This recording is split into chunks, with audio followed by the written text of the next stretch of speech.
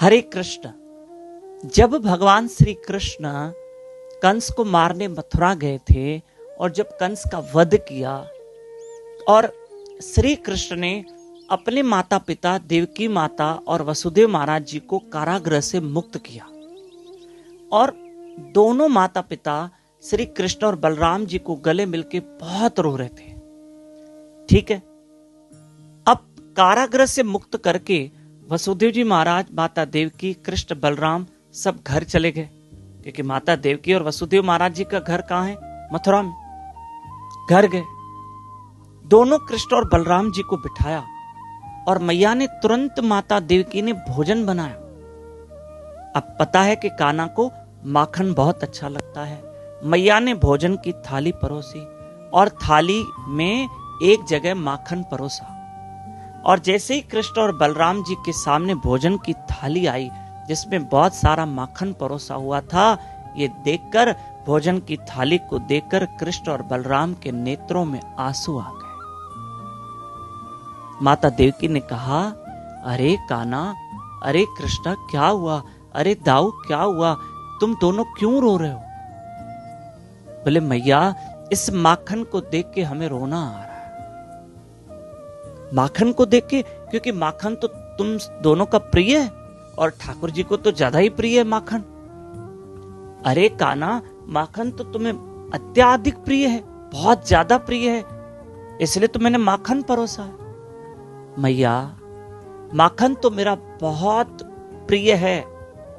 देखो कन्हैया क्या कह रहे हैं, माखन तो मुझे बहुत प्रिय है, लेकिन वृंदावन में, गोकुल में जिन्होंने मुझे माखन खिलाया ना, वो मुझे बहुत ज्यादा प्रिय है। इस माखन को देख के मुझे मैया यशोदा की याद आ रही है, मुझे नंद बाबा की याद आ रही है, गोपियों की याद आ रही है, अपने सखाओं की याद आ रही है।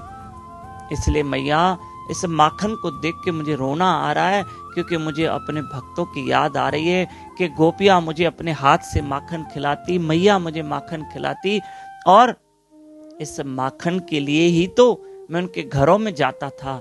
इसलिए मैया, इस माखन को देख के मुझे रोना आ रहा है। तो प्रिय बंधुओं, भगवान कहीं भी रहते हैं, अपने भक्तों को कभी नहीं भूलते हैं और माखन तो प्रिय है, लेकिन माखन खिलाने वाले ज्यादा प्रिय है।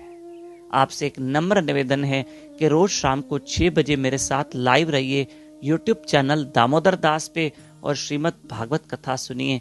कथा का आज तीसरा दिन है।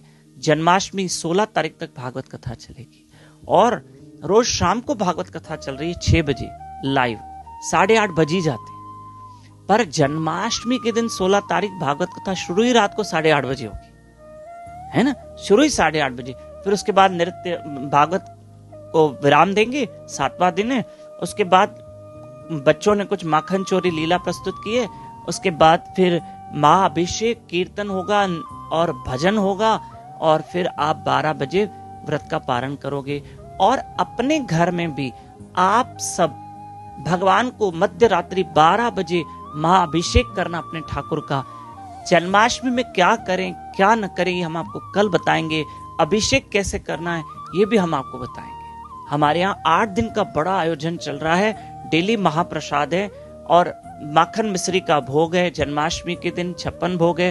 तो आपसे नम्र निवेदन है कि आप तन मन धन से अवश्य सेवा करें। धन्यवाद। हरे कृष्ण।